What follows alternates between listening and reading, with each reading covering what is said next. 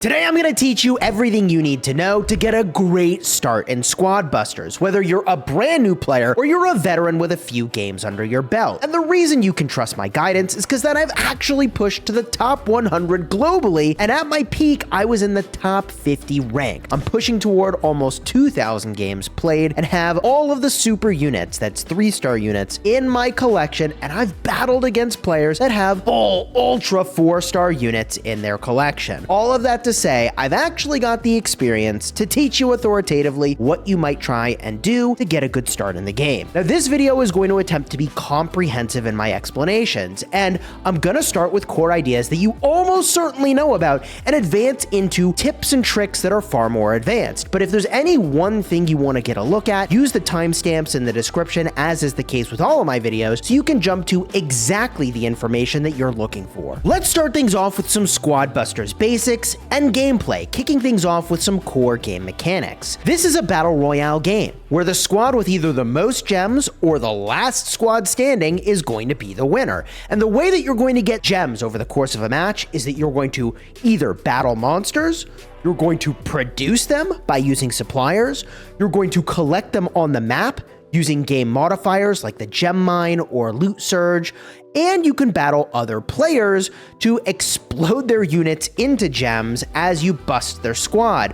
But keep in mind that as you lose units, you're also going to have your gems just blowing up all over the map. Now, if you are the last player standing, you win by default. Ultimately, the way you go about collecting these gems is by building up a squad that you're going to move around the map. Now, you can draft new units into your squad by opening chests with keys, or more likely by collecting coins and then using those coins as a payment for drafting new units into your squad. What you will quickly notice is that the more troops you have in your squad, the higher your squad recruitment cost becomes. The list of squad recruitment costs is going to be on the screen here, courtesy of the Royale API website. And as you can see, this is going to cap out at a maximum recruitment cost of 50 coins for a new unit. Now, one of the best ways to reduce your cost of drafting new units, and this is a big deal, is to go for what's called a fusion. A fusion is when you collect 3 of the exact same unit. Now, what this will do is merge them into one unit instead of being 3 separate units of that same type. And when you fuse them, not only is it going to bring that unit, or each one of those, all back to full health as they're mashed together, but also your total health is going to be about 3 times what the original unit was, and you do about 2 times the damage. But more importantly, the number of units in your squad is going to go down, which will lower your cost to bring new units into your squad when you recruit from a chest. Now, not only is this really beneficial, but having troops that are more difficult to pop, in other words, get destroyed when you're battling other players, is going to make you much less vulnerable to getting ambushed. You get to hold on to all those gems if your units aren't popping. So fusing units is a core part of the strategy. Go for them early, go for them often. This is such a detailed topic. I actually made an entire video about it. It is powerful. Now, at this point, you've almost certainly learned that the way you're moving around the map is you're going to use a left-hand joystick, and when you move, you are not attacking. When you stand still, you start attacking. Very simple controls. But what you may not know is that the turbo button on the right side of the screen not only makes you move faster, but you also attack faster as well when you have turbo active. Now, your turbo is going to recharge automatically, but it can run out, and the total amount of turbo you have is listed as a number next to your turbo button. If there's no number, that means you don't have any extra turbo saved up. As you hold down the turbo button, you'll see that little turbo button cycle 360 degrees around with the color, indicating when it's going to drop down from your reserve of turbo count to lower your total amount of turbo. So if you don't hold down the button, it will slowly recover over time, but if you go all the way around the turbo circle, then it will eat up one of your stored up turbo until you don't have any more turbo stored up, and you just are dead in the water if you get ambushed. And by the way, building up lots of turbo is a great way to keep your squad safe, so you can engage with enemies when you want and run when you need to, or even mash the button to attack faster and get a better chance of winning your fight. The other thing you've probably noticed that can turn the tide of battle is your spell slot in your inventory. You'll start with a small number of spells at the onset of the game. Maybe it's even just the cannon that you can go and collect, but Over time, you'll periodically have a chance to unlock more and more spells to include in your roster of spells that you might find on the map. There's even an event that will show up in the plaza that can help you do this, and you can complete them, at least at the time of this recording, 100% free to play. Now, one problem you'll quickly encounter is you'll start to target a spell, but an enemy runs away. How do you cancel the spell? How do you cancel the spell that you've already started to target? The way you do this is actually very simple. You're gonna take the finger that you used to target that spell, and you're gonna drag far away from where you originally touched the screen. Once you're far enough away, the icon for the spell is going to turn gray, and that means you can now release your finger from the screen and it will not cast the spell. The final thing that you can bring with you into games is actually called the battle bag. And the battle bag is where you can keep several consumables. Many of them you have to pay to obtain, but you can also get some of them free to play over time as well.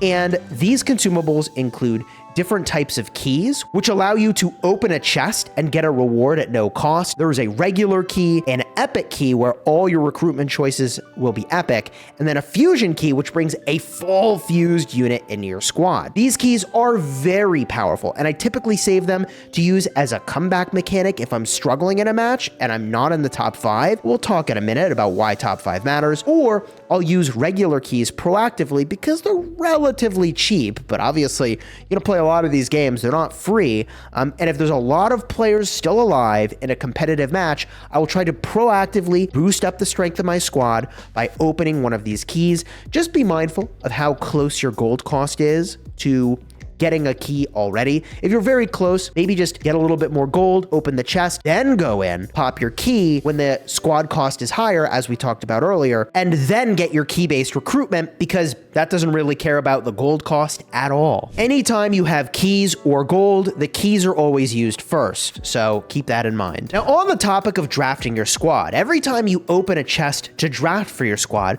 you're gonna get 3 choices. Sometimes, however, you'll be offered units that you haven't even unlocked yet, in which case those slots are just grayed out and it's a dead drafting slot, which really sucks. The choices that you'll be offered during a match are actually on display right when you start to queue up for a match. You'll see 5 commons, 5 rares, and 5 epics. Those are actually the units that will show up in the draft, presumably because many more units will show up in the game, and the developers would like to have a more narrow banding of what you can actually draft in a game. It makes sense, otherwise you'd never fuse a unit if you could draft literally anything that's in your collection. So just keep in mind, when you're queuing up, it's worth taking a moment, looking at what's there, and figuring out in advance what kind of strategy you think you might do. For example, if you wanted a frontline unit and the Barbarian is the only draftable frontline unit, every time the Barb shows up, you probably want to draft it to your squad in that situation because you need frontline and there's no other way to get it from that draft. In general, the category of things I like to look for here includes frontliners and defenders that can take a lot of damage, like El Primo and a Barbarian. I like to look for things like healers, like the Medic, or later on you'll get access to Pam. I like to look for speedsters, like the Chicken or the Hog Rider. And I also like to look for what ranged DPS options I'm gonna have, like maybe a Colt or a Shelly.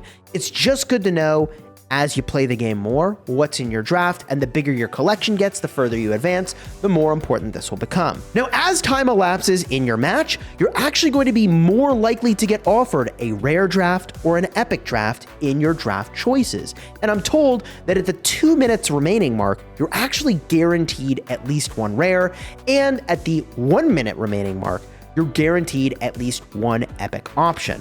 There is one other drafting option we haven't talked about yet, and this recently changed a lot, and that is mega units. Mega units are very powerful. Typically, they are stronger even than a fused version of the same thing. So for example, El Tigre is kind of like the mega version of El Primo. He's a slightly better fused El Primo, which means he's kind of like having 3 El Primos, you fuse them together in your squad. That is a very powerful single thing to recruit. At the time of this recording, the Megas are a consumable when you recruit them, unless you get them from the Mega Start game mode, but you will potentially have a limited number of these Megas. I feel like Megas are likely going to be changed in the way that they work, though. They recently got a change that I think was very positive. I suspect they'll change more, so just keep in mind that A mega unit is a consumable, it is very powerful, and it's kind of like getting a fused unit, which is pretty sweet.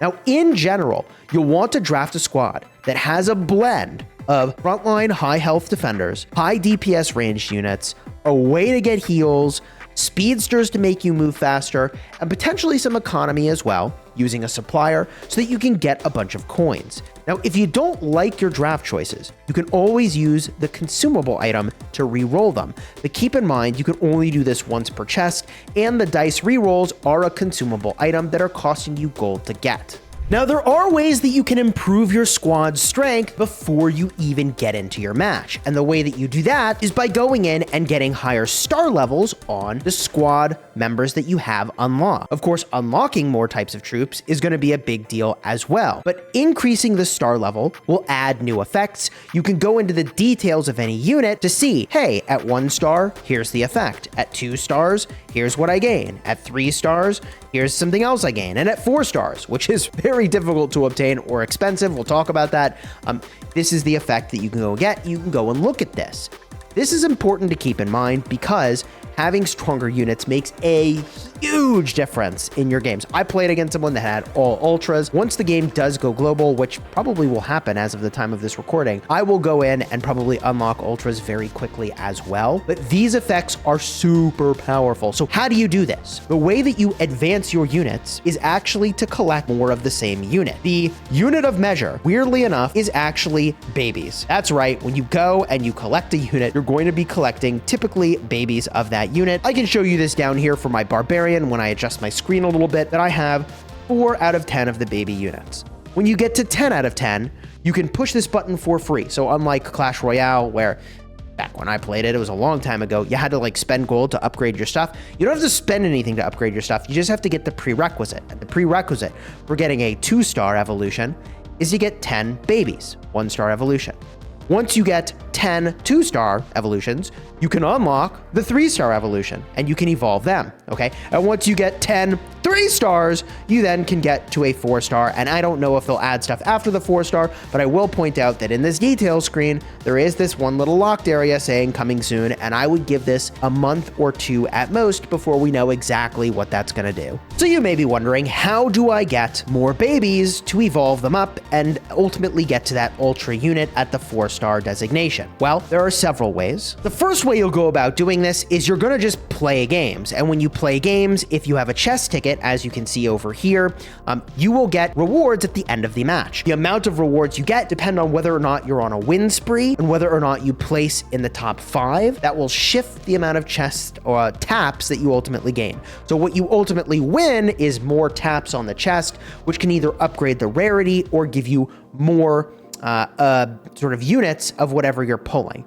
Now, weirdly enough, the developers recently added the ability to pull a 3-star or 2-star unit directly from a chest, which is insane. I actually pulled a 3-star, I think it was a Greg, and that's the equivalent of 100 baby units from a single chest. So getting these chest tickets all the way on the right over there is a big deal, and they regenerate for free 1 every 3 hours. So you definitely want to play through your free chests as much as you can to get that loot, which then you can convert into these squad members and you can star them up. Of course, the other way you can go about doing this is you can go and you can spend.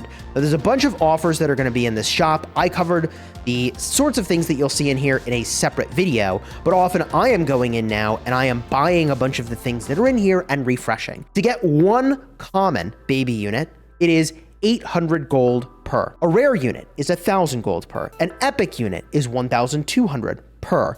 So you can go in here and you can get a bunch of these things, but this is a more expensive way to do it than just buying chest tickets. As you can see over here, you can get 3 chest tickets for 6,000 gold, which in my estimation is the best way to go about maxing out your account. I would guess that it'll run you north of $1,500, maybe $1,600 if you are spending and want to rush it by only doing these chest tickets, along with, your free-to-play recovery of chests. It takes a lot to get to the sort of 4-star designation for all your units, and I think that's obviously by design. The game doesn't want you to max everything out right away, but if you are going to, you can spend to do it. And the way that I've been going about doing that is I get the $100 deal that's behind me there. At the moment, my store is in Canadian dollars. We don't need to talk about that right now, but I'm playing on the pre-sort of global version of the game here. Literally, this is the day before the game goes global. Okay, so right over here is where I'm typically spending that gold, and I'm hitting refresh up top.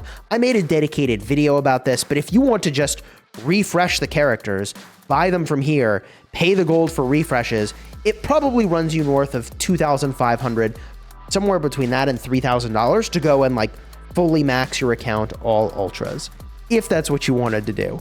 So I generally think my perspective on pay to win here is that I would prefer to generally unlock this stuff over time free to play. The only reason I'm going to rush this is for content reasons. And as a content creator, I'll do it. But I think it's very rewarding to just get this over time and build up your collection. And I think that anytime you see something show up in here that could potentially jump you up right away to a new star level for a unit could potentially be worth getting. Because if you are on a spree and you lose the spree, you'll be offered to spend gold to keep your spree running. Now, to keep a spree, you need to be in the top 5 when you're playing games. And it costs me, with my spree of like 1,200 some games that I have going right now. Yeah, 1,273. If I want to keep that spree and I lose, it runs me 9,000 gold.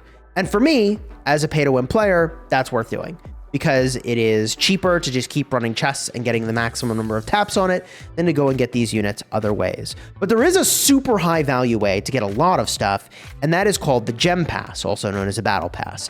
And we're about to get a brand new version of this Gem Pass with new megas in it, but these are very, very powerful. There's a ton of loot here, and it costs a very small fraction of what it would cost you otherwise to go and just get this stuff in the shop. And the reason is that you actually need to play a lot of games to go and earn the stuff, okay? So you can get the top tier of this for free, and then there is a paid tier down below. Now, one little trick that I covered in a separate video is that at the time of this recording anyways, when you get a 3-star evolution of any rarity unit you want, I would encourage you to, first of all, pick an epic, because epics are harder to get.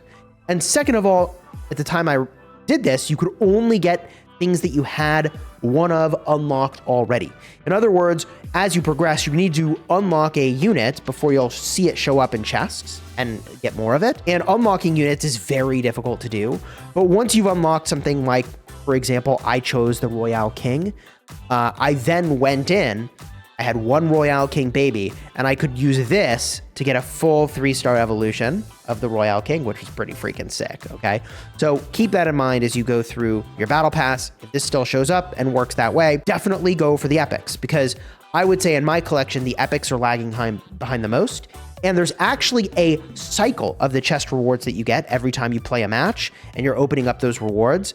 Just like in Clash Royale, where there's a cycle of chests, there's one here as well. So you are definitely by design going to get way less epics than you get rares, and way less rares than you get commons. That just is the way the game works. Of course, if you wanted to get practice with any particular troop, you go into the squad section, you can select the troop of your choice.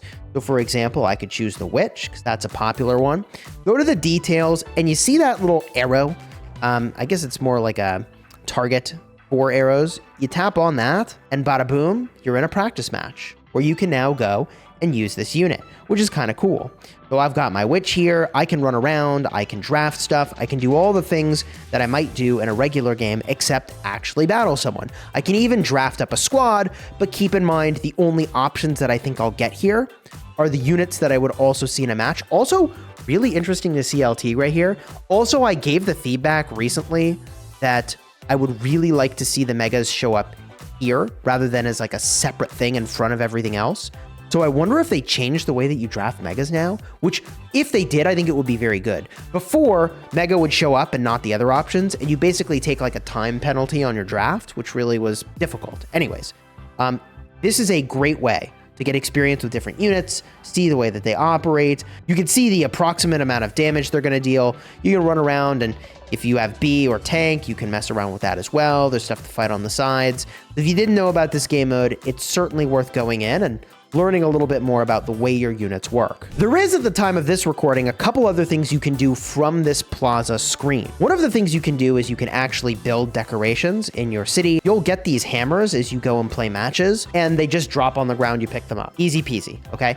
So from there, you can go in and put some decorations in your city. I haven't done any yet because I'm gonna go for some of these fat statues, particularly the rare and maybe more likely, now let's go for these epics, baby. I gotta get myself a mighty kaiju in my city, am I right? The other thing you can do from your plaza is that periodically, one of these units is gonna be sparkling. Strangely enough, none of my units are sparkling, but if you tap the sparkling unit, you get a small amount of coins. And I'm pretty sure that if I go and look at what's draftable now, the units that walk around my plaza are probably the draftable units.